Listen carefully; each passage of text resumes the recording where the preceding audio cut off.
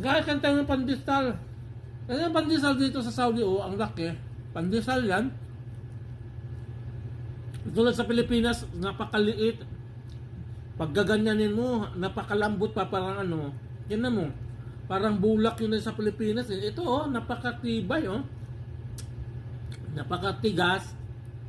At saka ay hindi malambot siya, talagang masulid. Ang lalaki pa. Wala man ko peanut butter.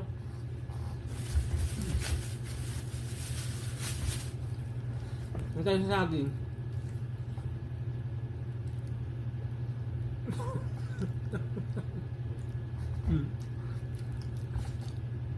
Almusal. Breast milk.